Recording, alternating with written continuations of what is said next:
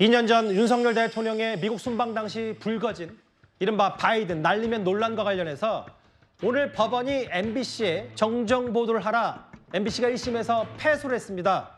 오늘 오후에 대통령실 입장까지 먼저 한번 들어보겠습니다. 승인 안 해주고 날리면 쪽팔려서.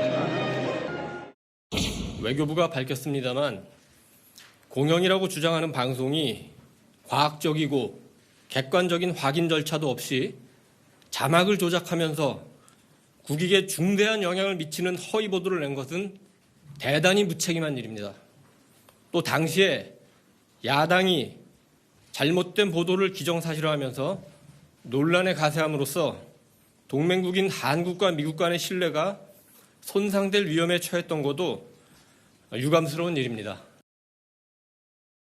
앞서 자막에는 저 MBC 보도를 인용했기 때문에 일단 바이든으로 표기했는데 오늘 법원의 판단은 이거 바이든인지 날리면인지 알 수 없다는 게 오늘 법원의 판단이고, 앞으로 MBC 뉴스데스크 첫머리에 정정보도문 1회 난독, 이게 재판부의 판단. 이행 완료할 때까지 1일 100만 원씩 외교부에 줘야 되고 수송비용은 패소한 MBC에 부담해야 된다.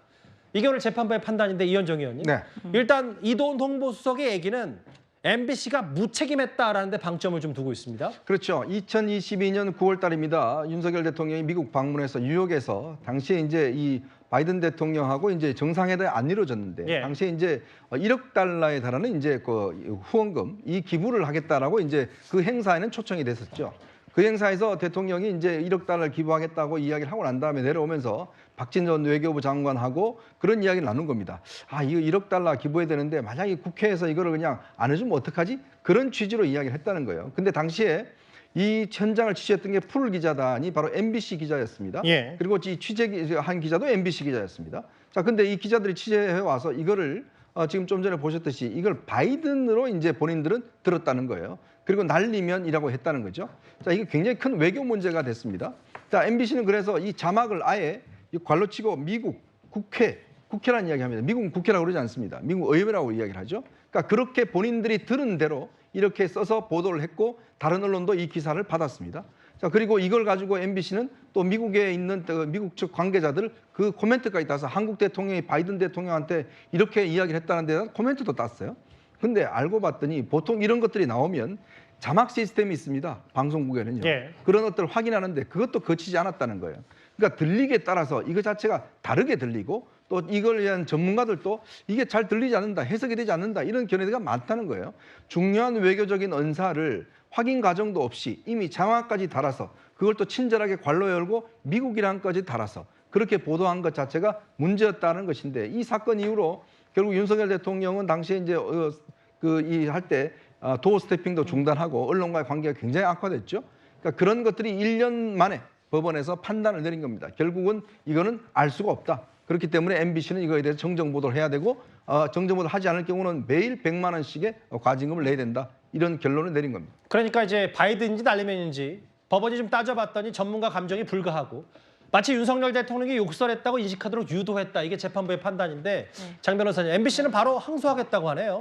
그렇죠. MBC 입장에서는 일단 바로 1심 재판에 불복해서 항소를 하겠다는 입장인데요. 예. 일단 이 바이든인지 날리면인지 이 부분은 전문가도 감정을 할 수 없다라는 입장이 나왔습니다. 그렇기 때문에 일단 이 국회 부분에 대해서 법원에서는 한국 국회를 지칭하는 것이라고 판단을 했고, 그다음에 뭐 MBC가 음성 인식 시스템이라든지 이런 자체 검증 시스템을 제대로 이제 활용하지 않았던 부분, 이제 이런 부분들이 지적이 되면서 외교부에 손을 들어준 것인데요. 예. 일단 또 앞선 또 쌓여 있는 판례들이 있는데 그 판례와 관련해서 이 재판부의 판결이 맞느냐에 대해서는 또 항소심에서 MBC가 다퉈보겠다는 입장이기 때문에 항소심 결과까지 지켜봐야겠습니다. 곧바로 항소하겠다고 했습니다. 그러니까 이제 바로 정정보도 뭐 앵커가 읽는 거를 일단은 하지 않겠다는 MBC의 입장인데, 용산 대통령실은 MBC의 당시 2년 전 보도를 무책임하다고까지 비판했습니다.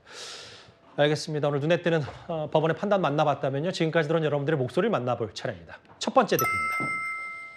윤 대통령이 특검 거부하고 있으니까 국정 심판 여론이 높은 것이다라고 얘기를 하셨고요. 예. 공인중개사라더니 지금 뭐 고도의 훈련된 습격범 아니냐라고 정청래 의원이 얘기했는데, 이제는 특수요원 되는 거냐라고 비꼬신 것 같고요. 후보 검증 이전에 범죄부터 검증하다, 민주당의 공천 적격 부적격을 비판하셨습니다. 선량한 국민들이 왜 전과자들이 만든 법을 지켜야 하나? 국회의원 법 만드는 사람인데 법도 안 지키는 사람들이 왜 국회의원 뽑아야 되냐? 이런 말씀이신데요. 오늘 댓글 4개만 보겠습니다. 모두 감사드립니다.